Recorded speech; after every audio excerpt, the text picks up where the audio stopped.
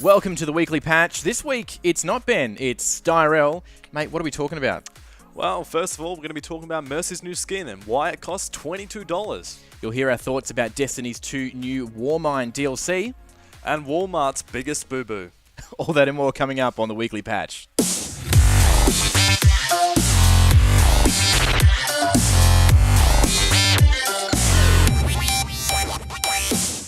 Welcome back to the weekly patch. As I said, Pete's not here. We've got one better. We've got Styrell with us, mate. One better. No, I'm discount Pete for this week. I can say that. We see normally on the screen, Pete and our last names are the same, which legally gives me the right to trash him. Ah, yes. I'm pretty sure I checked on that. I think that's right. Yeah, that's how it works. So, hey, you are an Overwatch player. Indeed I am. I hear you're a good Overwatch player. Not so sure about that one. But you're not a Mercy main. I'm most certainly not a Mercy main. He said with great gusto. Don't use my name and Mercy in the same sentence, please. Unless it's Styrell does not play Mercy. Yeah, unless it's someone. Okay. But hey, Blizzard are doing something that's actually pretty cool at the moment. So just run us through what they're doing. So Blizzard right now are leaders in the esports scene with the Overwatch League, the institutionalization of esports, and now they're becoming the leaders in charity. They recently released a Mercy skin, which 100% of the funding, when you buy it for $22, will go to the Breast Cancer Foundation. Yeah, and that's really cool, and unsurprisingly, it's a pink Mercy skin. Yeah. Now, Mercy has had some really cool skins in the past. Some like some of the my favorite skins in Overwatch have been Mercy skins. Yeah. And the pink one is really cool, but what's cooler about it is that the money's actually going to a good cause, to that Breast Cancer Research Foundation. And you mentioned it's $22, it's $21.95, and 100% of the profits are supposed to be going to the charity. Not profits, sorry, 100% of the purchase price. So that normally when companies do these sorts of things, they go, oh, it costs $20, but it costs us $18 to make, so we'll give the charity $2. But Blizzard have been the good guys and said, no, we'll give them everything. Yep. Blizzard are doing that. Xbox are doing that. Apparently Sony isn't.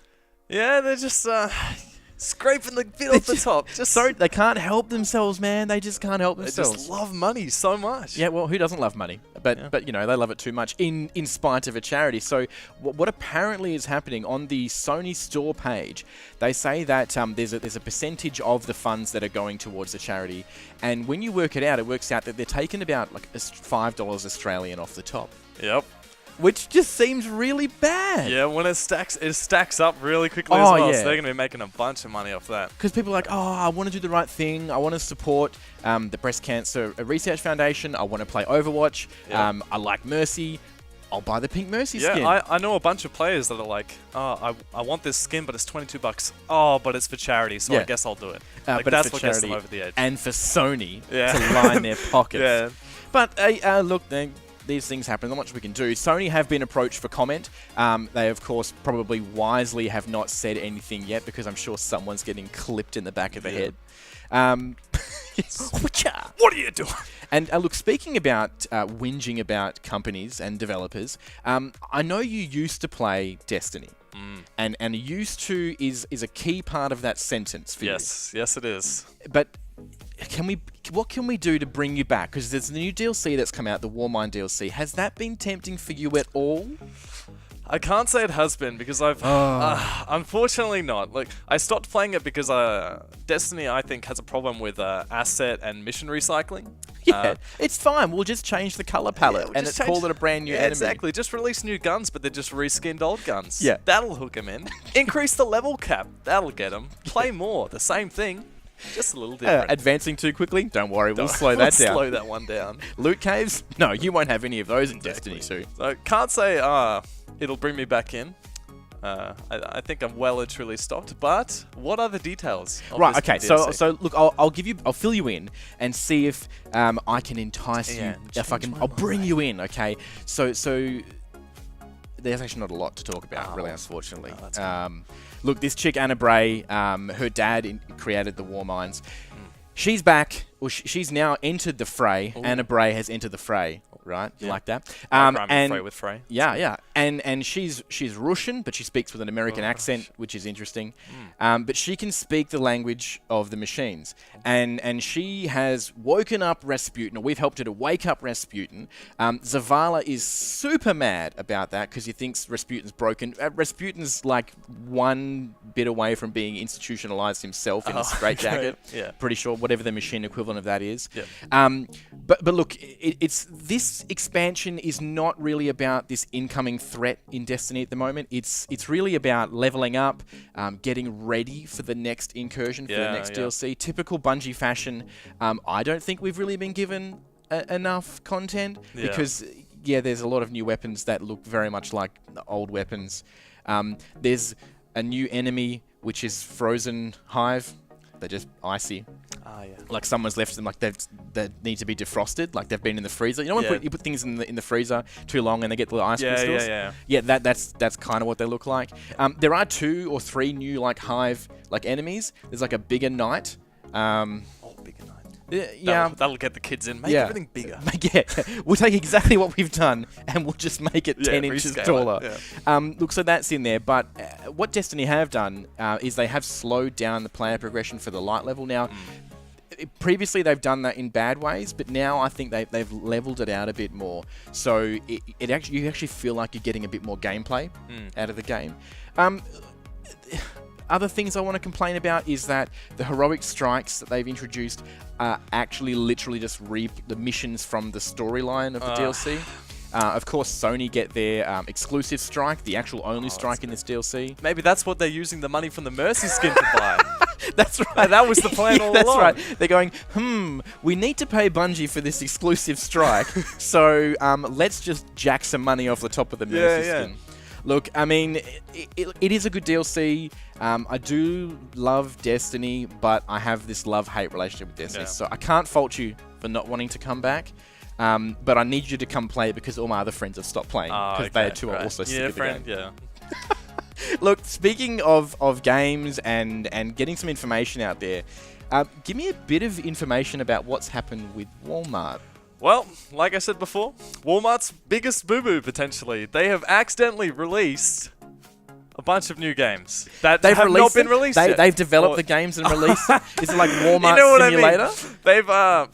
They've given us the names of games for pre-order, effectively. Yeah, that haven't been released, or haven't been announced. Rather, that's the word I was looking for. They put them up on their website, right? They threw all these games up on their website, and they were like, "You can pre-order these games that no one knows about yet, and we shouldn't have told anyone, and maybe we're going to lose our distributing deal." But hey, look, there were a heap of games that came out there. Some that we already knew about that we weren't, weren't a big surprise.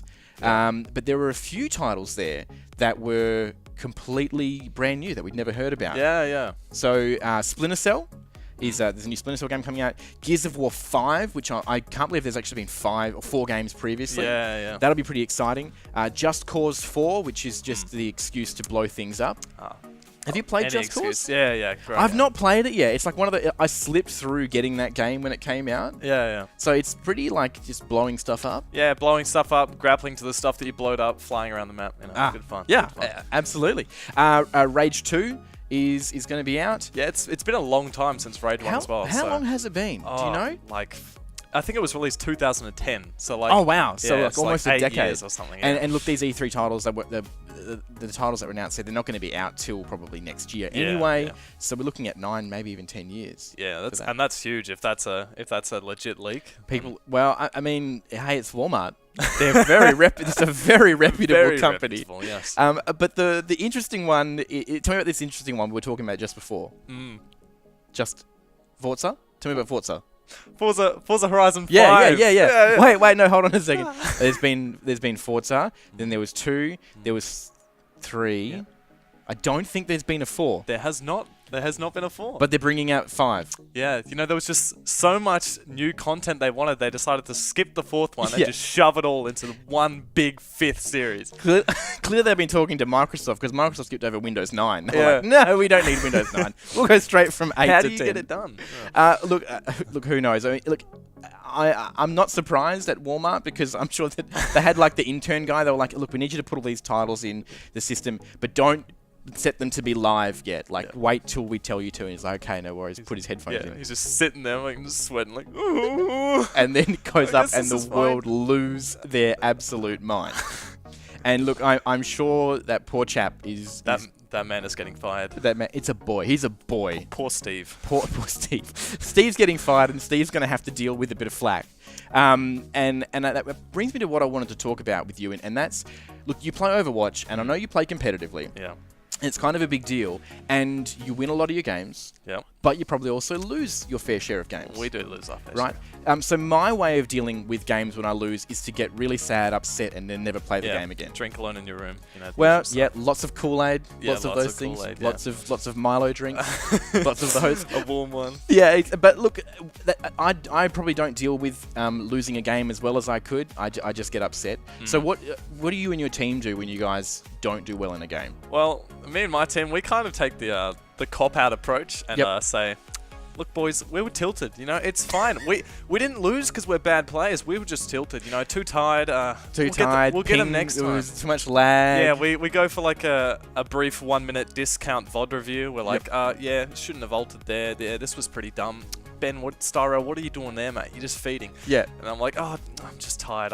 Tomorrow we'll thrash them. It's fine. So you guys are sort of just like water off a duck's back. Yeah. We have a couple of really angry players, but they tend to just like disconnect after the scrim. So no toxicity. Yeah. Well, that's their way of dealing with it, and it's something that you do have to deal with when you're playing games because you get so heavily invested in that. And it's not something unique to esports. It's something that every sports professional and really everyone encounters when you don't do well at something. So we sent Pete off to talk to Xavier Ellis, a prominent ex-footballer, about how he deals with loss, and we'll hear from Pete and Xavier just after the break. Thanks for joining us. Huh? Is this loss? Is this loss? Find out next time. Weekly batch. Yeah, thank you so much, guys. It's Pete here. I'm joined today by a very special guest during round 2 of the Flaktest Esports Regional League season. Xavier Ellis is a former West Coast Eagles and Hawthorn champion. In fact, won a premiership and played in a few premiership games, and now is part of the breakfast team on Perth's Hit 92.9 on the Hit Network across Australia. What a pleasure it is to have you here, mate. Thanks for having me, Pete. Thank you. Now, look, the theme of this round is we've just had round 1, right? And there were quite a few students who played in the regional league that it's quite safe to say got blown off the park, essentially, right? And what I wanted to talk to you about today, being someone who comes from an elite sporting background and you've been through everything in terms of the experience in your career, the main theme of this is how do you bounce back from such a massive loss? And I want to go back to your Hawthorn playing days. It's where you started your elite AFL career, right? And let me get this right. You won a premiership, you lost a premiership, and then you missed a premiership with injury. Is that right? Correct, mate. So I was a little bit fortunate that I was drafted to Hawthorn, and Alistair Clarkson, their head coach, is an absolute genius, an ex-teacher. So he was always about developing kids. And he made it really clear to us as a youngster that it's okay to fail. You know, not everyone's meant to be successful at everything. So we'd set out our goals at the start of every season and go, 1 to 4 or whatever it is, what you really want to achieve. And he really challenged us to make them quite a difficult goal because end of the day, what's the point of having goals if they're so easily achieved? So it might be I want to play, in footy terms, I want to play 22 games, injury-free, and average 25 disposals. Now, if I did that, I'd be in All-Australian contention. Wow. Okay, so I'd never did that, so I failed that goal.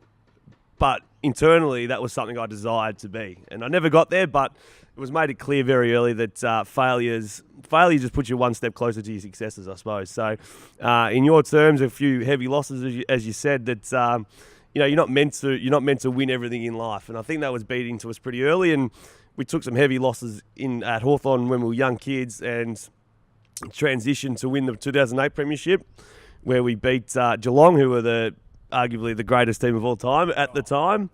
And then we went away from, we got ahead of ourselves a little bit, probably thought we were a bit too good. So that's probably another one for those people who think they're going a bit too good, because there's a saying that he used to use, things are never going that well and they're never going that bad. So, and then Hawthorn went on to win 2013 premiership, 14 premiership, 15 premiership. I was injured for the 2013 premiership because I got injured in the 2012 grand final. So I missed 12 months there, and that was hard work. But yeah, I think the main thing is that you're just not meant to be the best at everything, especially first go round. There's a little chart, a little graph that we used to look at where, the rise to success. Yep. You start here when you're young, and then you think it's going to go like that, and that's the pinnacle. When reality is, it might start there, you might go up, down, so like it's never just that smooth ride. It can go in any direction. As long as you hopefully get there one day, that's the dream, that's the goal. Great, but don't expect that it's just going to be a nice smooth sail to get there. Yeah. Now let's go back to 2008, because look, it's important to talk about the sort of things that helped you towards a win as it is to talk about the things that helped you get over a loss, right? So let's talk about that season, 2008. You were a part of a team that actually got to the premiership and won the premiership, and then that sort of kick-started this meteoric series of AFL seasons back-to-back for Hawthorn. When it came to making premierships and such, what were some of the things from the 2008 season as a team that you guys did that you can identify that you feel gave you guys so much success and got you to the premiership and then actually got you winning the premiership as well? Yeah, I think first and foremost we trained, and I know everyone says you train hard or you practice a lot or whatever. I think deep down we felt as though we trained the hardest. Like rain, hail or shine, 40-degree days, nothing changed. So we wouldn't go, it's too wet today to do this. We'd do exactly what we planned to do. It's too hot to do that. We'd plan to do it. And there's a funny story, 2008 grand final, it was 28 degrees, which in September is pretty hot over East, being a Victorian. And half-time came and we were absolutely cooked. We were hanging on for dear life against Geelong. I think we were a couple of points down or whatever. But I remember the fitness coach looking at us and we looked cooked. Anyway, he came in and goes, boys, I can see you all look really tired. It's hot out there. We know that. Every single Geelong player's just jumped into a freezer van out the back of the stadium. They're going worse than you are. And that was, in my mind, I was like, however cooked I'm feeling, they are worse than what I'm feeling. So that was, for me, something that I knew the preparation that we'd done on those hot days, wet days, windy days, put us in the best position to beat Geelong in that second half. Because, don't get me wrong, they'd done a lot of hard work as well, but internally I just felt I'd done more hard work than they had in that year. Yep.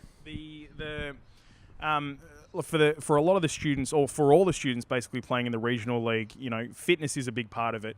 But, I mean, we're playing strategic video games here, right? So mental preparation is a huge thing. Let's talk about the mental side of, being a part of a season where you had so much success. What were some of the things, maybe it might be getting your head right on the day for playing the game, or getting your head right during the season, or working out a few cogs. What were some of the things that you did mentally to prepare for such success? I was originally a little bit of a worrier. I used to be, what could go wrong? What happens if I don't get a kick? What happens if my opponent beats me on the day? What happens if... And then we flipped it to what happens where we are good, we are meant to win. So it was just the positive reinforcement that, visualising myself kicking a goal, visualising myself laying a tackle, visualising the crowd cheering, visualising that moment when the siren sounds and the scoreboard's in your favour. That is the most euphoric feeling as a footballer, is just that 2 or 3 minutes once the siren sounds, and all that preparation, hard work you've put in for the whole week has come to fruition, and you've won the game. And don't get me wrong, it's 4 points and it's a game of sport in the end. But for us, that was one of our greatest moments, was just after the siren. So it was really just visualising. For us, we did a lot of physical training, obviously, but then the mental side was equally as important, and just visualising what we'd done, why we're in this position, and how we're going to achieve the outcomes. Yep.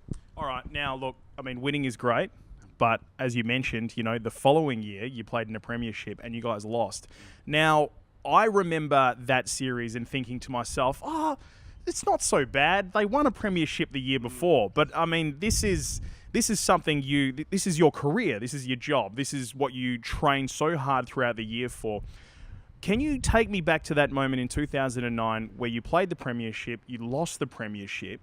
The moments after losing that premiership, what were some of the things that were going through your mind? Yeah, so it was actually, we won 08 and lost 2012. So we had a couple of years of mediocre performances.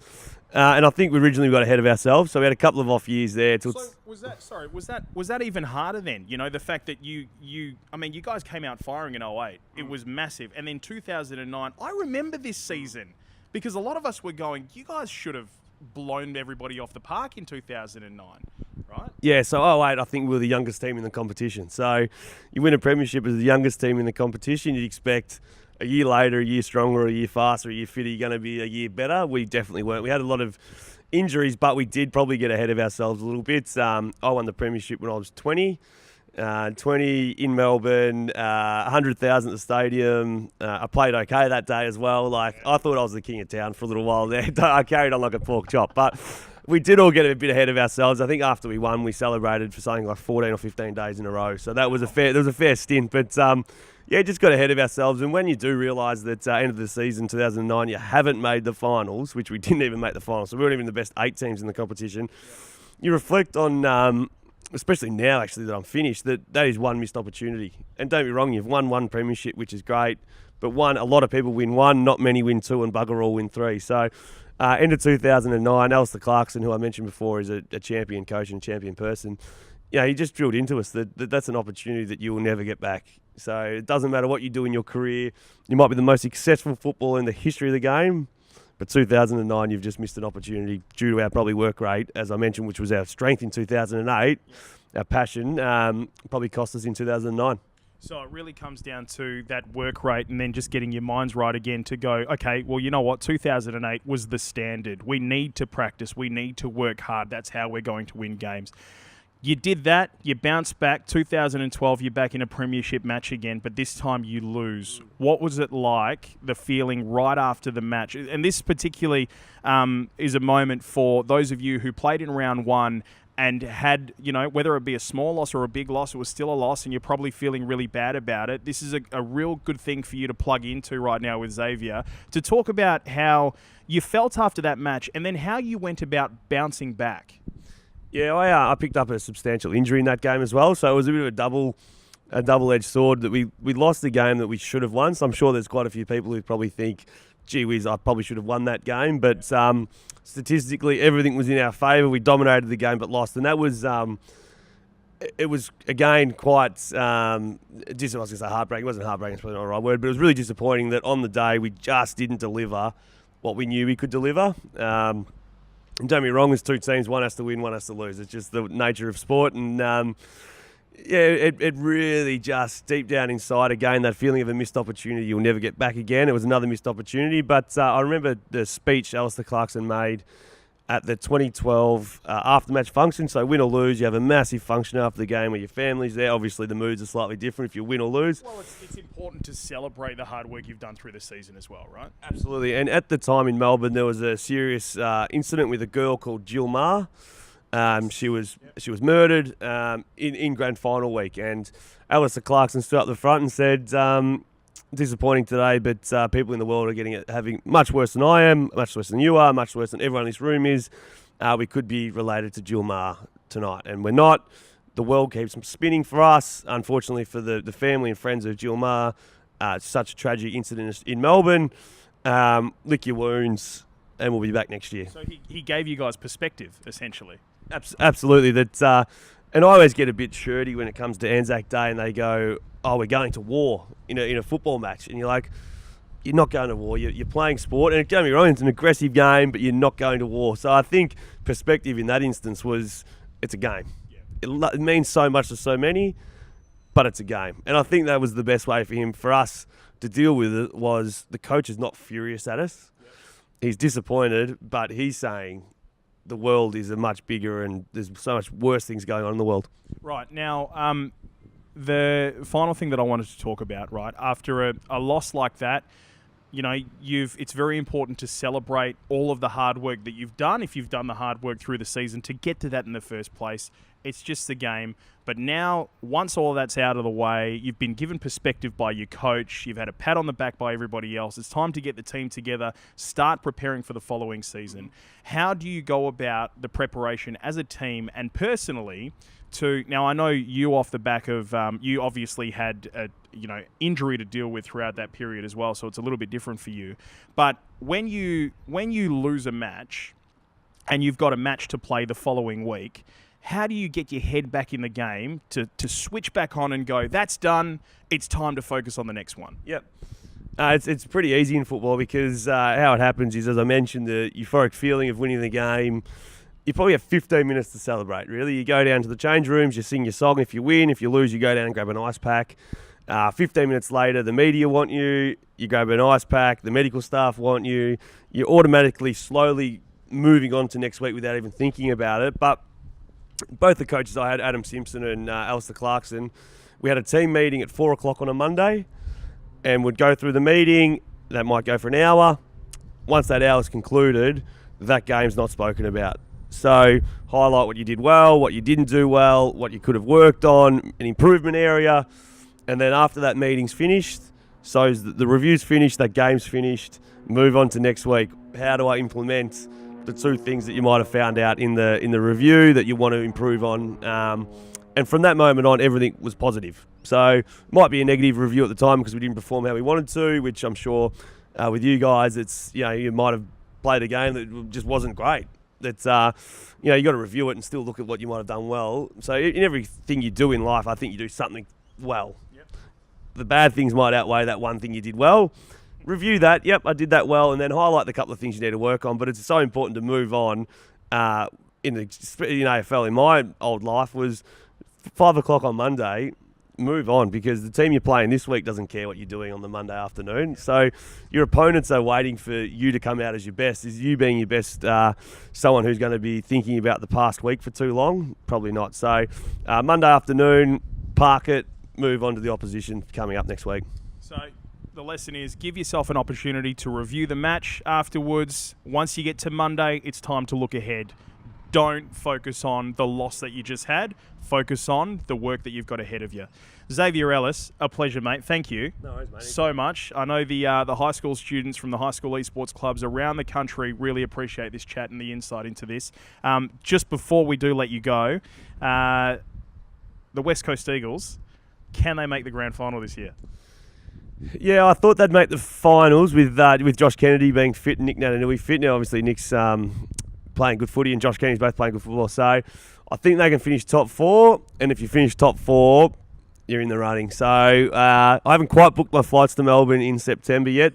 Also, because my first child's due on grand final week. So I'm going to have trouble getting that over the line. But fingers crossed they make the grand final. I think they're a reasonable chance at the moment. Unreal. Xavier Ellis, currently Hit 92.9's breakfast announcer, part of the great trio doing amazing work there. You can hear them on Hit 92.9 and across the country on the Hit Network app as well. Also former West Coast Eagles champion and Hawthorn Premiership champion as well. Thanks again, mate. Welcome back to the Weekly Patch. Jacob and Styrell on the couch for you. Don't forget to hit us up on all their social medias. Smash those buttons. Did you practice that? Yeah, just before you came today? Yeah. I saw you in the corner. handy. I thought he's playing like clapping with himself. Yeah, I was trying to play the Patty Cake song, but I didn't have a friend. Oh, well, I'm sure we'll be able to find a friend for you. Thank you. Somewhere. Hey, look, up next on the couch, you're going to see Biza and Conker as they're casting a CSGO match. Who are they playing? Well, it's going to be Helena College versus the alliteration kings himself, St. Peter Claver Catholic College. Man, what you don't see is off camera, that was like 10 takes. So this is take number 10, and I'm so happy that we got that right. Yep. I was going to say it. I couldn't say it. Say that 5 times really fast. St. Peter Claver. I can't. You can't even say it once. I can't even say it once. That's it. All done. Hey, look, they're going to be up next with a great CSGO game from the Flaktest Season 2018 Regional Leagues. It's our featured match of the week. We'll be right back. Welcome to the Flaktest Gaming 2018 season. I'm Byron Biza Barker. I'm Mitch Concannon. And we've got some CSGO action today. It's St. Peter Claver's College taking on Helena's College. And our map today? It is Mirage. It is Mirage. Good map to play on, isn't it? It is one of my favourites, one of those Aim Julie maps that can always, bring up some excitement. So it'll be interesting to see how the teams go today. Yep, and I always compare it to the good old Dust 2. When it got ripped out of the pool, but That's right. Dust 2 back now, but we're not talking about Dust 2. It's all about Mirage, isn't it? That's exactly right. what's important about Mirage for these two teams? Let's talk about it. Okay, so it is really one of those maps where if you don't have a strong CT side, you can really get rolled over. It's one of those ones where if you see like a bunch of top tier players playing against people much worse than them, they just start running out A and taking every single terrorist round. So you've really got to have a solid CT defense to be able to maintain that buffer, and then also the confidence to take those aim duels on the T side as well. T strategy for taking A, wrapping around using Palace today is going to be crucial. It will be. So it'll be probably one of those games where we see the standard sort of takes. I'm not really sure if we'll see any more sort of smokes towards B, but it'll likely be those, the gentle mid take at the start, maybe some A smokes to try and take the site, that kind of thing. So yeah, it'll be interesting to see how it pans out. Okay, we're going to have a quick look at Helena College WA. They didn't give us much in terms of team sheets. They kept us guessing. So we'll just quickly go through their team lineup. Coffee, Robot, Grand Phoenix, Broomy and Rising. And for those guys, Coffee and Broomy are the supports. Grand Phoenix, an entry sort of lurk. Yep, correct.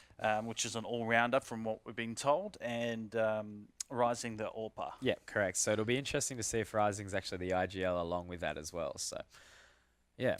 Okay, say Peter Claver's College, the guys over there. Day, the AWP, the main captain. Yep. He's going to be a crucial part of the play today. Absolutely, yeah. It is such a crucial role, the AWP, especially on that T side, trying to get those entries towards the sites and stuff. And also, just having the confidence to be able to take the duel, obviously so early in the round. So very, very crucial role, and it'll be interesting to see how he goes. And short and sweet with his answers with his team sheet as well. It's pretty much how the guys go when they're young, and just like short rushing sentences. his homework so he can play some more CS. Yeah, basically. That's right. Yeah. Question and answers. That's where he goes. So interesting to see the Claver College is all about an esports club as well over there, and the IT teacher is the main support over there too. No, it's fantastic to see. It's one thing that, progressively as we get older, we see more interest shown in that side, as opposed to seeing it as a negative thing. People are trying to get a bit more involved, try and understand a little bit further. And it's good to see that, members of teaching staff are showing the support in this region. So it's good. Main thing they're being part of, Face It. Yep. So that's right. So there are the sort of weekly Face It tournaments that can be played. Looks like there's not too much like LAN competition experience or anything like that, but it's most likely just a bunch of mates that just, want to play for a bit of fun and take the competitive side in. And some of the rituals they talk about, the solo warm-ups and the retakes, something standard we do see for a lot of teams in CS. The usual, the whole, everyone says you should deathmatch for 30 minutes a day or something if you want to be any good, and then retakes, obviously good practice. All about that pistols. That's right, Take that one shot, and if you miss, turn around and take it to the back of the head. That's right, exactly. That's the old day CS. Well, from the 1.6 to the CS day, if you missed your shot, you're not going back for a second bite. That's right, exactly. No. Okay, quickly run through the rest of the lineup. Dax is an entry fragger. Snacks and Sonda, both support for them, and Bataxity, I believe it is. Yep, there we go. I continue to ruin his name for his life. I'm going to admit it. Oops. He's an entry fragger as well, so I'm looking for some big shots from him, and you screaming his name out as he goes into sight. That's right. We'll have to see. Map. He has to give me something to go off of here. So yeah, nice. So expectations for you today. What I do know for Helena College is they're a semi-final last year of the pilot season for the CSGO. Yep. So they do have some momentum from last year, and they are recognised. They are in the WA local scene as well, and have been playing, have gone to the RF land. Yep. So they do have some experience. St. Peter Claver College, an esports side as well. This is their main team. So for a feature match, I think this is going to be a pretty good one. Yeah, look, you'd hope so. And it's really going to be one of those things with obviously Helena College starting on that T side. If they do start to really roll on and get those early rounds, I'm not going to say it's closing the door on the rounds early, but it'll be good to see if they can keep that momentum up early, and then maybe St. Peter Claver will have to sort of be running a little bit further behind. But it's really whoever gets out of the gates first that I believe will take the game. So. All right, well, it's going to be Helena College on the T side and St. Peter Claver's esports setting up on the CT side as we get set to go into our first round. We'll get it live underway in just a second. You're going to give me your pick, Conky? Look, honestly, coming out this with no experience, I really want to say to support the local team, the local side, as always. But yeah, nonetheless, you know, hopefully at the end of the day, these guys are just here to have a bit of fun, you know. So whoever shows up, I'll be proud of. So we're going local side. We're going to go local side. Okay, absolutely. We have to go the local side here. All right. Well, we're almost ready to get underway. It's if we had the chat in front of us, I will begin the chat's pick as well. So. Big shout out to everyone in Twitch chat out there and live around Australia here on Flaktest, twitch.tv. Absolutely fantastic to have you here.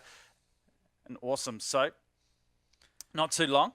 Looks like we are just waiting for the 10th player to come back into the server at the moment. I believe he shouldn't be too far away. Yep, I missed that. I thought we were almost ready. Yeah, we had 10, but I think we've slipped back for a second, so it shouldn't be too far away. All right. So whilst we are waiting for them to move in, we will go through to the waiting screen for a very, very short time. But we won't be too far away with the first pistol round against St. Peter Claver starting on that CT side, Helena College on the terrace side. We'll be back very, very soon, guys. And welcome back to the Flaktest season 2018. St. Peter Claver's College taking on Helena's College, CSGO. And we're about to get the game ready to go. We are. Robot has finally made his way back into the server. It wouldn't be a Counter-Strike competition without some sort of technical issue, as always. And as we know how the game can be, it is one of those things. So we're in now. We're ready to go. And the pistol round will be getting underway in just a second. It looks like we are in. Yep. So here we go. Moving on. Let's see what we've got. We actually... Okay, so no utility starting off. Actually, has Bataxity even bought anything here? I'm not too sure. Okay, maybe not. What are we dealing with? All right, so moving on through. It's going to be a typical sort of B take here. The decoy's actually going over towards mid. Won't throw anything off, but haven't Day taking the first. Robot will be able to trade the frag, though, and now it's going to be all eyes on Sonda here. Holding back from bench, tapping away. Does manage to find one, but the bomb is actually being planted. Grand Phoenix does trade it out, but Sonda, that's a second for him in the round. Will he find the third? No, he won't. Coffee taking him down. Now... Bataxity will find it, all on Broomy. Will he be able to find the trade? Bataxity tapping away, but Broomy finds the kill, and now it's all onto Snack. Back of sight, we've got to move on now, no kit in hand. Will Snack be able to find it? No, the shot's whiffed on both sides. Now trying to chase, and Broomy with the 2K, finding the round for Helena College. And a bit of a messy start, but a good one nonetheless. Helena College pick up the first. Interesting by Broomy's point of view to sort of run out and have a peek, a wide peek around the corner. It wasn't a tight line, it was super wide, and then he runs to the other side of the pillar and takes the same approach. So interesting by the T side, they'll buy up for the SMGs. That's right. And go for the second round. We always call the wide peak confidence. It's not always the smartest decision, but yeah, there you go. Anyway, it looks like St. Peter Claver has actually opted for the full eco here. It will be 3 men towards A. Grand Phoenix finding the first with that P90. Moving on now, Bataxity trying to tap away, but Robot and Rising will find the frags. The bomb will go down on this A site. And now a typical retake, but Day actually finding one. The IGL tapping away through that smoke, and a quick, crisp round as usual. Now we will move on into the third. No buy coming through just yet on the CT side. But it will be a hard eco, and they will have some pretty decent money going into the 4th round for the first buy on buy. Yeah, good start from Helena College to get the first 2. A couple AKs as well. So we'll see how they split out. Probably take their time with this one. I'm probably thinking St. Peter Claver to really go aggressive here, and they do get exploited through the T connection point, T ramp. Broomy out here, looking for a few more frags. Just hold as the smokes bloom and the cut-off points. Coffee with a frag. Sonda inside. Trying to take up one. We'll see one. Pick up the headshot, but that is all they will get for this one, and that's the 3rd round done. But the damage dealt, that's the main thing here. They didn't manage to take either of the AKs out of play, but they did manage to drop 2 of the Ts, which is always good on that CT side. Try and, you know, crack away at the money as best as possible for the terrorists. They do all have above 3k, so they will have a healthy buy into the 5th if they don't manage to pick up this one. But so Peter Claver looking to get their way on the board. Day has picked up that AWP, and it looks like, as expected, he has taken it towards window as far as I can see, and he finds the opening and Snack as well. There we go, that mid-control fully taken, a 2k for Day, and Snack now getting full mid-control. Grand Phoenix does manage to trade the frag onto Sonda over towards B-Apps, but the bomb is down, and all 4 members of Peter Claver are ready. Day with the 3k. That AWP crucial, as we mentioned earlier. What an interesting pick to get aggressive as well. You get the 2 at the window, and then you go to unders. Well, look where he is now. He's up on short. Confidence. Overconfidence? Maybe. If he does get caught out, but Grand Phoenix only with 34 points of HP in towards B-Apps, and the bomb down. It's going to be a tough task ahead. What an interesting pick for the gun as well, to get that one into the bar. He's not going to keep it either. The ladder kill as well. There we go. Yeah, but the SG, also known as the COD gun with the scope, as we commonly refer it to. It's there's only a few players that pick it up in that top tier because it is the same sort of damage ratio as the AK, but it is not as favourable, I guess you could say. So the captain's stepping up with 3 AWP kills. That's 2 right. aggressive through the window and 1 to the unders. They're going to probably have to stay away from the mid control, and it's all about these A tags. That's right, it will be. So Rising has picked up the AWP this round. It looks like they're going to be making their way over towards A, but he is smoked off for the time being. The AWP duel will likely come from Palace or jungle. Palace to jungle or stairs. Rising when that smoke fades away, but it is a pretty heavy stack. They've just left Sonda alone on B, so a good read here. Not getting any further info. A bit of a gamble, but right now, so Grand Phoenix will be Molotov'd away, taking a little bit, but they haven't seen the bomb yet, and the smoke's now coming through. So this A site start to move through, but the jungle smoke not the best. Pataxity will be able to find someone here, but here we go. Broomy opening it up. Snack will take 2. With that AK that he salvaged from the previous, holding from triple now. Rising will be able to take down Bataxity. And Snack, that is a good 3k for him here. 20 points of HP, still managing to live on. Rising and Grand Phoenix, they will fall away from Palace. The bomb is down again. Not moving as a unit right now. A little bit of, maybe lacking some confidence, Helena Valley, I'm thinking somewhere else. Helena College. And now they're going to move towards top mid to see if they can reposition. I was kind of thinking, what are you thinking, Helena Valley? Where does that go? That's a place in Perth, isn't it? That's what I'm getting at, I think. I'm not sure. I have no idea. I don't know where I got it from. Look, I'm tired, but it's okay. Oh, St. Peter Claver. Okay. Well, I was about to say they were holding well, but that one goes down, and I believe that was Day. It was Day, yeah. Didn't have to peak, but again, they've only got sort of that 5 seconds remaining now, so it will be the round picked up by Peter Claver. Hopefully they get that AWP back, because that's a crucial hole for them. It looks like they won't. They've actually rotated through T here, so they should have enough money to pick up another, I would say, but we're not going to see it. Yeah. There we go. The joys of the CT-sided economy. Looks like he has been dropped an M4. Okay, so the only AWP will be in the hands of Rising on the T side, and they are making their way towards mid. Rising will be taking that initial peak, but they not there today. That pick was required. He needed to get that CT connector, and he does get it. Nicely done. That will open up the midsection. It's on control. They do rush it, and he gets picked up. So Helena College, crucial pick to get and counted. There we go. So 4 on 3, and so St. Peter Claver, very smart to get that mid-control Day peeking from connector, and then Snack to follow up and trade it out as well. So a good start, and it looks like, again, after losing that pistol, that's the only thing that Helena College have managed to take those 3 rounds after. And yeah, now Peter Claver looking very confident with these rifles in hand. Molotov.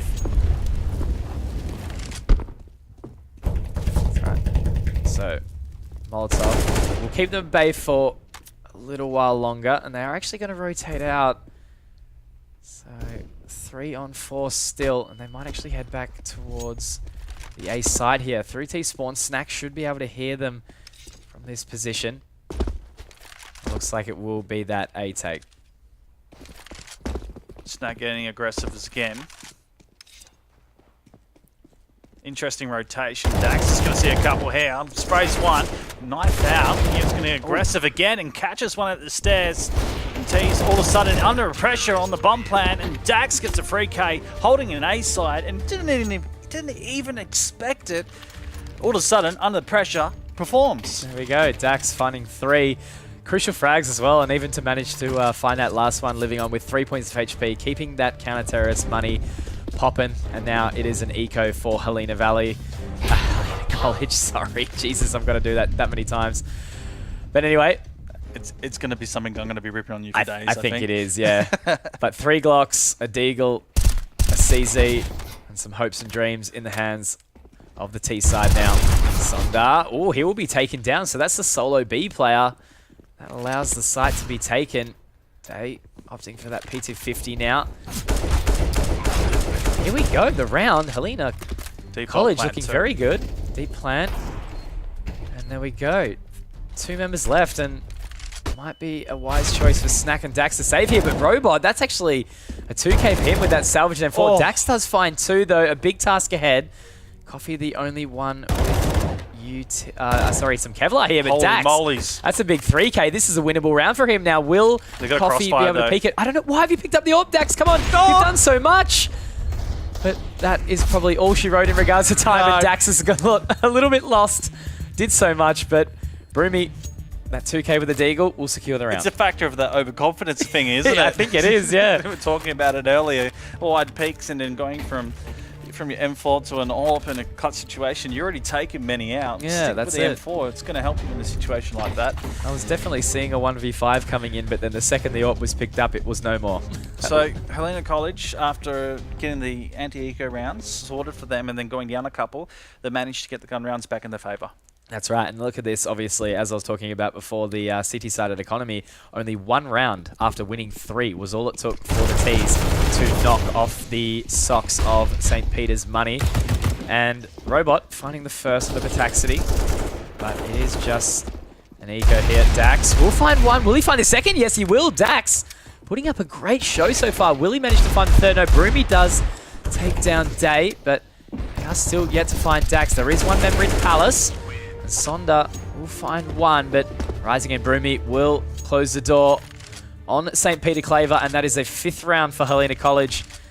Looking good. If they do manage to put up a decent CT performance, 5 rounds is probably all they need, but it will be good for them to try and really keep the ball rolling here, but Day has picked up the AWP again. Yeah, and Rising's got his AWP as well as they continue that fight for mid-control, although they are late to the party.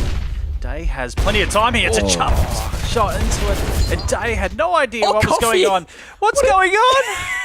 Are you kidding? Oh my lord, I don't know what's Coffee comes here. along and takes Stack out. Okay, so he's got the team kill, but he's taking down Snack, so it's alright, it's balanced out. But he is 11 points of HP, and Robot does find 1 onto B, and we do know that it has been a solo B, but Day has rotated through. Okay. Pataxity will find 1 as well, so the bomb will go down. For a second. Calm the farm. We're okay. Alright, so moving on now. 3.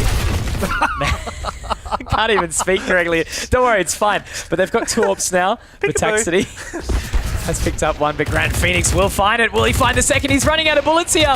Will he be able to do it? Yes, he will. Grand Phoenix with that 3k. I mean, that was a bit of a dinner and a show, but nonetheless, it is a 6th round for Helena College and likely an eco for St. Peter Claver. I just want to know, am I getting my dessert as well? I think so. Okay. I think so. What are you going to order? I've put you on the spot now, haven't I? Yeah, a banana split. Okay, fair enough. Cool. I'm happy with that. 6-3 to Helena College, and I was about to go Helena Valley. You got me. The boys from the Valley. And they're out. They were looking to go to the A-bomb site. Was on the CT for a moment, and Rising, well, you won't see that again. Tell you what, AWP in Palace and holding it Snack, well, you're asking for it, mate. There you go, peeking in, but what can you do? Just the USPs, no Kevlar. And we do have Day rotating through spawn, so he may be able to catch someone off guard. Sonda will be taken down, but he's actually opted for Palace here. But everyone is out all over the site. So definitely around going the way of Helena College. Day won't be able to find Grand Phoenix. And that is a 7th round taken. So St. Peter Claver, the 3 rounds that they put up were very, very dominating, really. They didn't really show to be faltered too much, and then Dax almost winning that 1v5 as well. So they look really good, but since then, Helena College has picked up 4 quite comfortably. Yeah, it's sort of at the point where Day had that control in the mid, and as we see it again, he's got the AWP. Helena College were really late to have that mid control, that jump shot, and Day missing it. That needed to be the shot that opens up the round for St. Peter Claver's esports and gets that control back in the favor. So they need to have that secure frag at the moment. Snack with the first one as the pressure mounts on the A-bomb side. That's right, so moving out now, Dax will find one. Robot was able to take down Snack, but Dax, here we go. I thought that was the second for him, but Coffee is there. Grand Phoenix and Rising also finding 2 and 3. And now it's just onto Sonda, the B player now rotating through connector. My memory's very close, and that is Coffee at stairs. Will take him down. And there we go. Again, it was very surprising. That's what I mean. Those first 3 rounds picked up by St. Peter Claver were so dominant, but ever since then, they haven't been able to get the ball rolling, and Helena College just walking all over them now in 8th round. At this time, I think a tactical pause could very well be. Would be a good point after this eco round from St. Peter Clavers. Yeah, I'm doubtful we'll see it. It is one of those things that, honestly... I would like a push through window right now. Like, stop holding sides, so push through the window, get that AWP, and then build around that, or at least push a site, because nothing's worked for them at the moment. They're down so many rounds, it's time to do something random. That's right, exactly. It does usually catch them off guard, and Snack has done so, taking out Rising. Not sure if he had an AWP in hand, but Grand Phoenix will find Day. Coffee finding Sonda, and Snack, that's the second Deagle frag for him here, and he's picked up the AWP. And Robot has managed to spot one. How have they got here? That's the... All right, no, here we go. Okay, that's fine. It's all good. Robot does find one, but Taxity, as you mentioned, does trade it, and that is a second for him. So feeling better now. Here we go. There we go. Taxity finding 3. So that's the round that they needed. The full-on eco, basically. Only the upgraded pistols, a 2K. Big Deagle shots from Snack. But I think, as you're mentioning, they need to change something up. The one thing they really were doing well earlier on when they were picking those rounds is getting that mid control, pushing up, taking control of the top mid area, and not allowing Helena College to sort of go anywhere else aside from being a bit more passive. So nonetheless, they find 1, but Helena College will be leading this half so far with the 8 rounds. All Peter Claver will be able to do is pick up 7 here, possibly. So, Bataxity not buying armor. Interesting thoughts. 6K, no armor. Okay, that's fine. I'll appreciate it. Admire it. Admire it. Again, confidence. Meantime, Helena working themselves into the bomb site, and then Snack's going to take Robo out from the entry. Broomy goes down as well. Helena's struggling at this point. Interesting to see Claver just holding the A-bomb site, and Helena literally just rotating it out. Now, everyone from Claver has literally gone to A and realised there's no one else coming, so they're quickly moving. They are moving indeed, and that's the call that's been made. There was no bomb spotted, so always not the wisest to rotate all your players off. Look but who's nonetheless, waiting. Day is here. He does miss the shot and can reposition. That's a second. Come on, Day. You've got this. Does find 1. But that has allowed Grand Phoenix to get on the site, but a big task ahead, and they're rotating everywhere. But Taxity takes him down from short. And St. Peter Claver, they must have heard me talking smack because they're making their way back in. Yep. And I was going to say a little bit before as well, 7-8, respectable at half. It is indeed. Yep, that's right. So Helena College has put up a very, very good showing on the terrace half. As I mentioned, it is one of those things, if they can really get the ball rolling, that may be the, all it really takes to take the game in full. But if St. Peter Claver can fight back and find the first pistol, it could go either way. Well, round 14, and now Helena College on a quasi-buy, if you will. Have to think about that T strategy and where they go again. We've seen a lot of default from them setting up to A. It seems to be a familiar strategy for them. St. Peter Claver.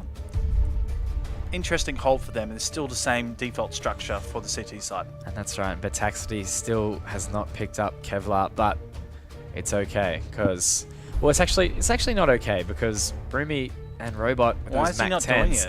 Oh, look, it's probably one of those things where he just hasn't even realised it. It commonly happens. It is CS. It's one of that. It's such a fast-paced game. And speaking of fast-paced, here we go. They're moving out now. Broomy finding 2. Snack. We only one to find 1 so far, but Dax is able to trade it. Rising does take him down, but Sonda on the rotate, and Day is here as well. just with the right timing, and that nade surely will find Rising. Yeah, but no, he's on 6 him. points of HP, only took 2, but there we go. Day will put the nail in the coffin, and that is a 6th round for Peter Claver, and the little graffiti smiley face there on the defuse as well. You think with the armor Bataxi, if he got that, it could help him in situations, because I just watched him in that whole point. He went down like that. Yeah, it just so quickly he went down. That's right, and he has no chance. So he should be by. Look, he's got it now. He's got an AWP at the moment and head armor. Yeah, so, there you go. Okay, he's good in this point. Yeah, it's definitely one of those things where obviously the only reason the MAC-10s are picked up is against those non-armor buys. So Rising. I questioned Day peeking 3 times when they're all waiting for him. Yeah, usually peeking the one-on-one duel's fine, but there was all 5 towards mid here, and as we see it, Helena College have taken down 2 already, but Bataxity will take Rising. So the AWP of Bataxity putting up a good show so far. It's the first time in this map we have seen the double AWP set up on the CT side, but Dax is there again, the man who has been fragging the hardest on the side of St. Peter Claver, I would say. Robot now making his way up to connector, spotting member of the CT side. I believe that is Bataxity in jungle. Yes, it is. Will he be able to find the shot? No, he will not. Missing it. Robot takes him down, and now it is all eyes on Dax here, holding from CT. They will have to clear it if they want to try and get this bomb down.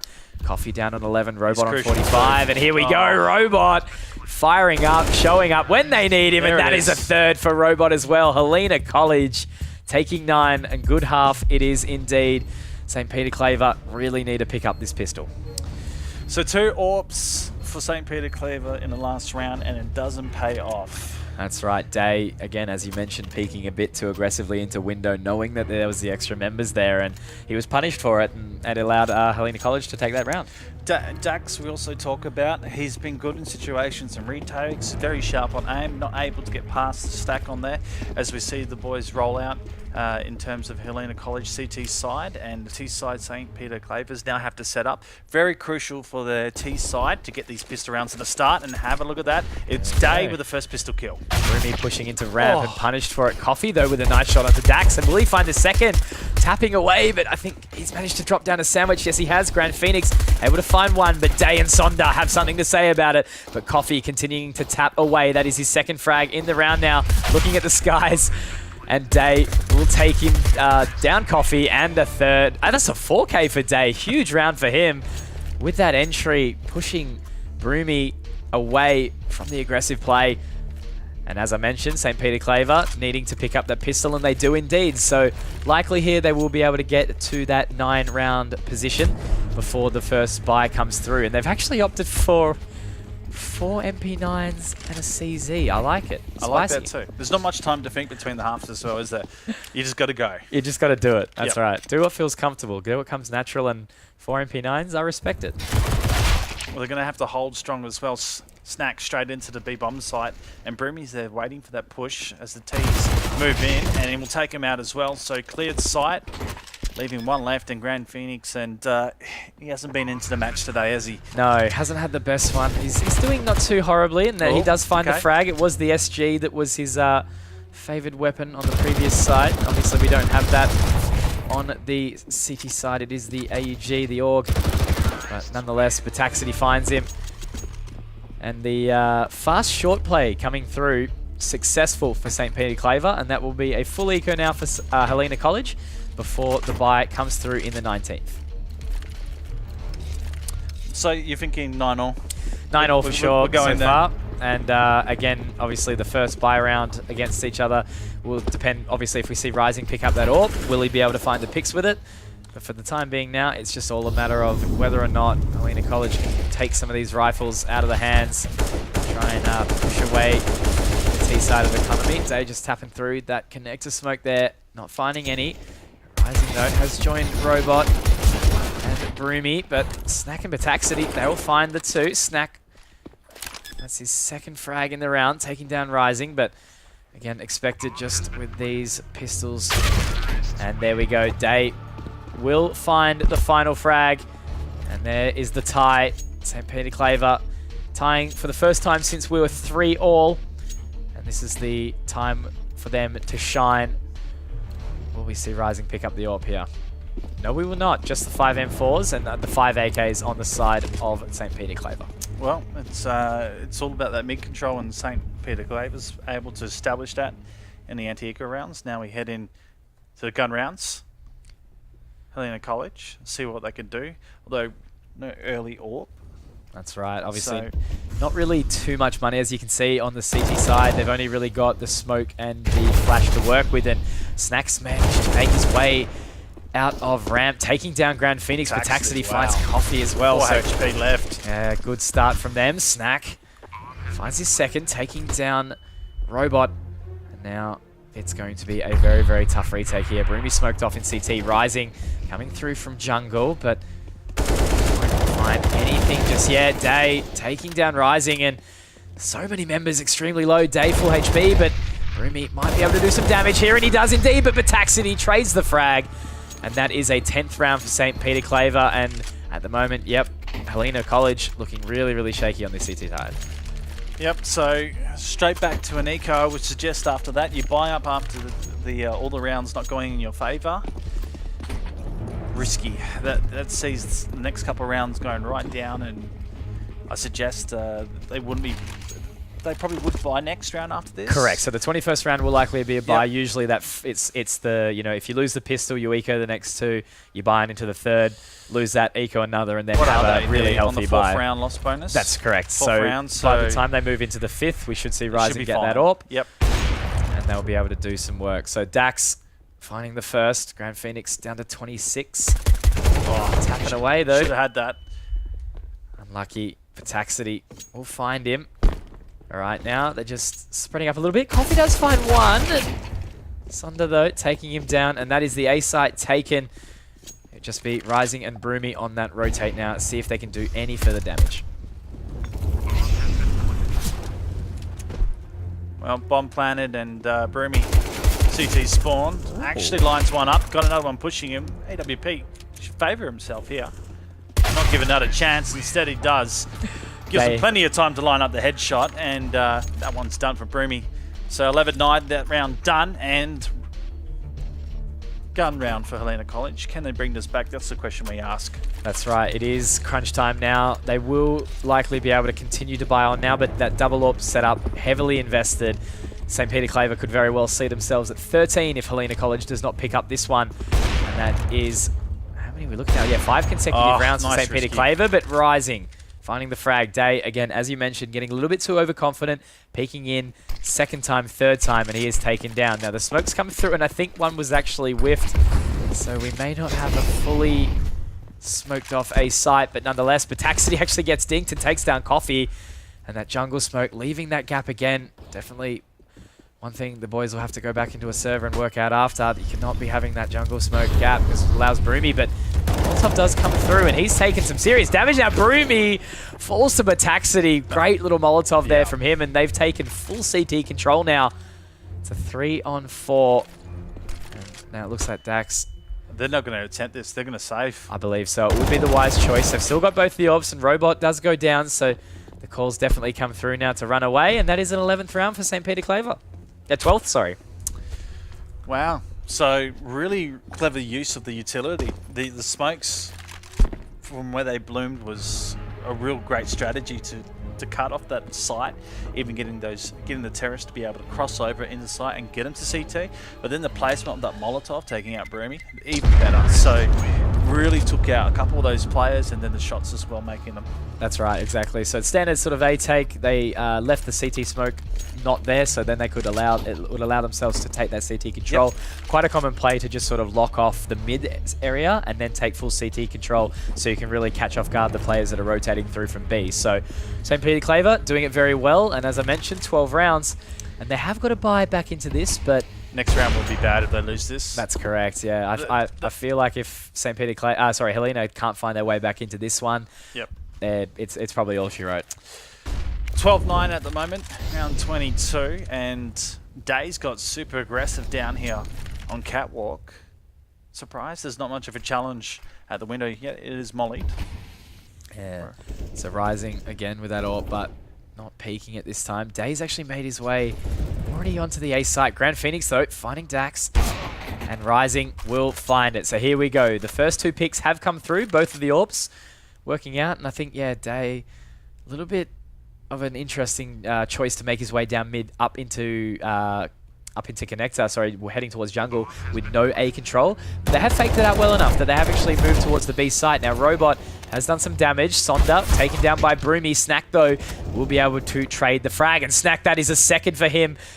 Doing so well on this T side so far. Just him and Bataxity. Yeah, this is a commit. They have to do it, though. They've got to go for it now. They don't have the kits. They have to move fast.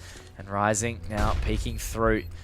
Dax and Bataxity. Sorry, Snack and Bataxity. They need to find the frags here. Grand Phoenix will go down to Snack and Bataxity finding Coffee.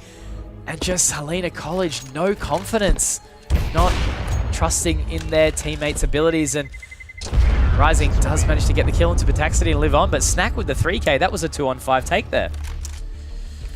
So it's well held by the T side. There's less in numbers, but they just had that bomb side secured with a crossfire and the bomb just ticking away.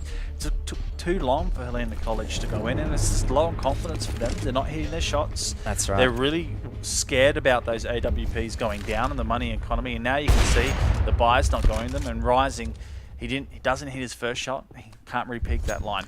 That's right. So yeah, the B side can be quite hard to retake. It is, you know, with those choke points in window and jungle. Window and door can be very, very tough to make their way through if the Ts can lock down the side effectively. But yeah, it just looked like Helena College. They had the numbers, they had the capacity, but not the confidence to go with it. So Dave finding the first under Robot. That will be the CTs down. And again, this B bomb side has been taken. Coffee playing way too passive there from Market for a solo hold. And we very well could see a save again.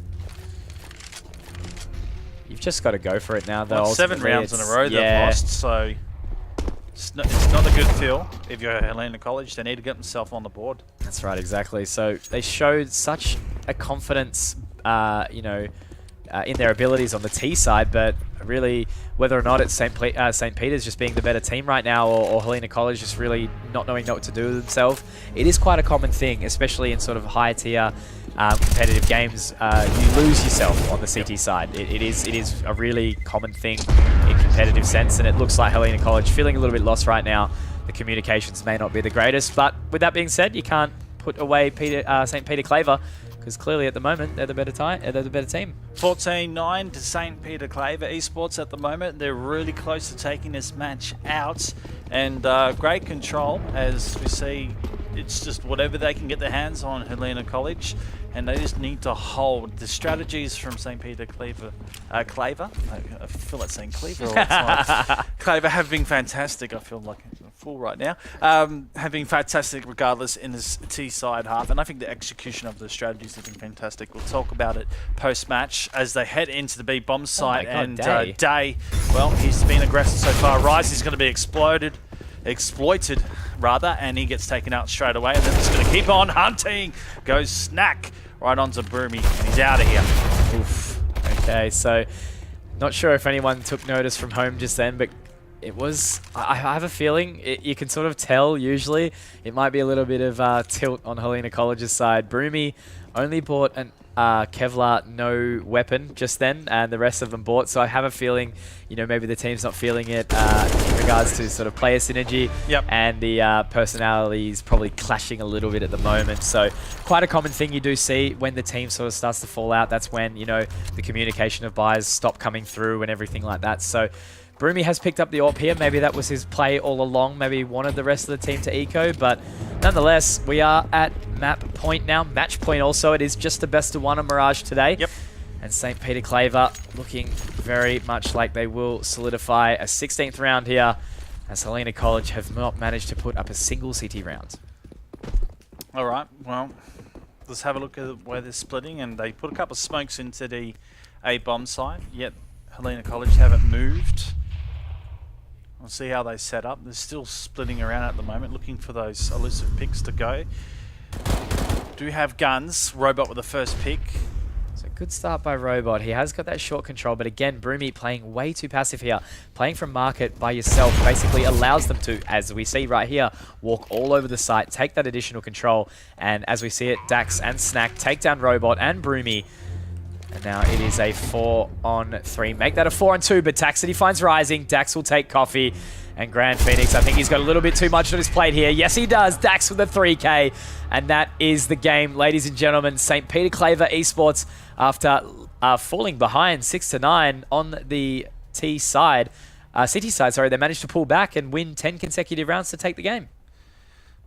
Well, there you go. There's the game done and dusted. And you can have a look at the players on the screen. We're not going to train. We'd love to go to train. No, and get we're not going to train. We're going to go back to our beautiful mugs in a very, very short second to discuss the game. So, what an interesting map between them, Conky. It sort of seemed like Helena had control very early on with the pistol rounds. They had the bomb plant on T side. They had control. Is it me, or is it just the map itself in Mirage that early on T side you have more control?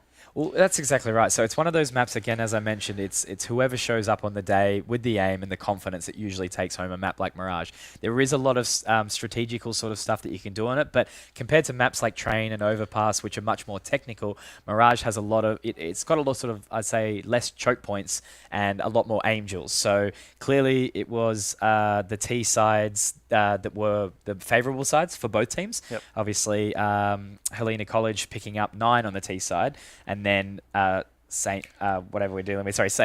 Peter Claver taking 10. So it was both teams really showing up with the aim on either side. And it was ultimately just Helena College that couldn't secure any defense on the CT side. Yeah, it was an interesting start. So we had the free start, obviously, the anti-eco round, sitting with Helena to get going. But then straight away it was countered with St. Peter Claver able to get those first 2 back, I believe. What did they go? Well, first 3, actually. That's right. Got 3 right back. So they picked up the pistol, got the 3. Yep. That was the only time we're actually tied in the game until we came back in the second half where it was the 9-9, and that's where St. Peter Claver just really ran away with it. Yep, so coming to the second half, it really came down to the point. It was a 4K from Day. Really opened up the match and set the economy for St. Peter Claver on the T side.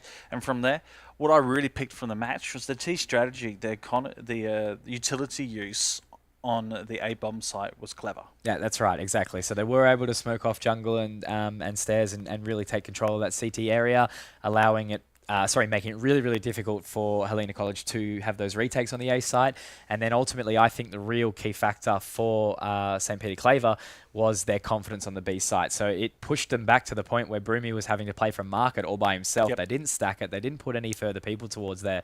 And they were just, by the end of it, they were just running every single round. They were just taking B over and over again. And you talk about a play against Broomy. There was a smoke that we talked earlier in the map where they were smoking up parts of the site which was blocking off the connector play, anything from B, and Broomy was forced to stairs where a Molotov was used to flush him out of stairs, took half of his HP off, and then the T's could just line his head up because it was open in space. That's right, exactly. So whilst the smoke wasn't the finest, the Molotov was good, and that was where he fell, and that was what allowed him to take the site. And if they weren't doing the A site, the other thing they were doing well was the mid-control. That's right, yeah. St. Peter Claver, especially, that's what I meant at the start, and you were talking about trying to change up the CT-sided play. Yep. Early on, the rounds that they got was by taking that mid-control, pushing up, using Dave with the ult from window and connector, and then having, I think it was Snack, push up top mid and get that further control. And that's where they won it. So, as you mentioned, when they sort of changed that up, they started losing the rounds. So, very good for them early on, and but I suppose at the end of the day, they got enough on the CT to take it home on the T, and winning 10. So, yeah. Issues for players over peaking? Yes. Yeah, definitely. Yeah. From what we know and being old timers, OGs, if you will, the originals. over peaking. There's a lot of over peaking. I saw like as much as I love Day and the way he played his match today, there was a lot of second, third peaking which wasn't needed. That's right. And he could have repositioned, gone to different areas, and it was the same with some of the other players as well. I'm thinking Rising could have repositioned. And I think certain he did at a certain different positions. He repositioned, and he actually got a second and third frag because of it. That's right. It's really one of those things, especially as the intensity level of Counter-Strike and the skill level really starts to rise. It is allowing yourself to. It's a real mental block. It's like you miss the first shot and you think you can get it again, but then you remember that there's actually 4 people looking at you, all with their crosshairs on you, and the repeat usually isn't that intelligent. And I am one that has done it many times in my life. Is why the hell are you peeking this again? Like, why are you doing this? Yep. It's just that real mental blocker. So, but again, at the end of the day, wide swinging, it can be effective if you're confident in your aim ability, and it usually does catch people off guard. So again, high tier, you usually see those shoulder peaks, but then the joke is DMGs are better than global because they'll wide swing on you and just destroy you because you're like waiting for a shoulder peak for them to peek out, and then they'll just cross the road and out-AWP you or something. So anyway, it seemed to have worked for them in the end. It was only punished a couple times, so yeah. Only a couple times, but we have to find an MVP. I always like to find an MVP in any game I do. So, who do you thinking in terms of an MVP, mate? It was an interesting one. I think Day obviously got a lot of those AWP frags that were quite crucial, like impact frags, as opposed to more consistency. Snack was the one who I felt put up the most frags on the T side, and then Dax was the clear standout on the CT side. He seemed to be sort of the clutch taker. He was, yeah, that's right. The person that is, opened up the site for his team, or at least turned the round. That's right. To get a win for his team. So. And what about yourself? Oh, you put 3 there, man. You got to pick one. All right, if I pick one, I'll say Snack, simply because the entry frags that he was getting on that T side were what allowed them to take the site so consistently. Okay, all right. I was almost all 3 of them as well. I thought Dave was pretty good, but I'm going to go with Snacks as well. I don't want to argue with that. MVP of the day, Snacks from St. Peter Claver's College. Fantastic with those guys. Final score in the end, 16-9 over Helena College. Not able to get the job done on Mirage. There we go. So interesting. Guys, there is action coming next week. It's Dota 2 coming your way. The feature game for next week. It's GSCC versus St. Norbert. It's going to be interesting. Also, shout out to the CSGO servers in Streamline. Fantastic servers. That was a smooth running, absolutely crazy stuff. And great team as well. Great team. Great team. Streamline have a great team as well. That's awesome. Put that out there. And if you want to find out any more information, flaktest.com. Plenty there, guys. My name is Byron Barker, and I'm Mitch Conky Concannon. Thank you for being here, and we'll see you next time. Absolute pleasure. Peace.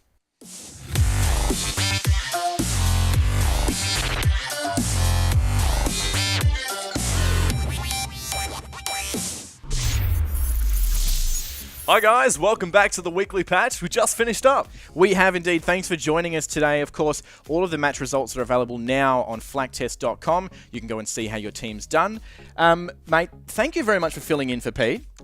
I hear a rumour that you might even be joining us next week. Potentially. Did anyone ask you about that? Probably not. I mean, maybe now. Hey, look, maybe we can get someone to play patty cake with you. Yeah, that'd be great. I'd love a friend. That would be. I'm sure we can find someone. Hey, I've got a question for you. Do you play Hearthstone? Is that the one with like the thing in the arm where you get like that one? I don't. What game is that even? Is that Yu-Gi-Oh? Oh yeah, Yu-Gi-Oh. That's the one. You're saying Same that, thing, but right? I know that you're a massive Yu-Gi-Oh fan because you were showing me your cards just before we started. He brings them everywhere he goes. Every time. Hey, look, the reason I'm asking you is because we've just had our community event, which was Star Wars Minecraft on our May the 4th.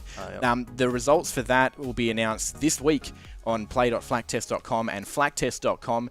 But the next community event is going to be a Hearthstone 1v1. Ooh. So maybe we'll have to get you on there. Maybe. And with you can with my duel. I'm so ready. Yeah. I'll whip out the basic standard deck. I don't use money because I'm too cheap. So because you won't even buy a Mercy skin, so you ain't going to buy card packs. Not even for charity. I will not buy a Mercy skin. Fair. Well, look, if you win, you will get some card packs, so you can expand up on your basic deck. Yeah. Become a pro. I'm done with Overwatch, guys. I'm moving to Hearthstone. That's where the money is. You've heard it here first on the weekly patch. Don't forget to join us and check out all of our social medias. They're on the screen right now. Starrell, thanks again for joining us, mate. Thank you for having me here. We'll see you next week on the weekly patch.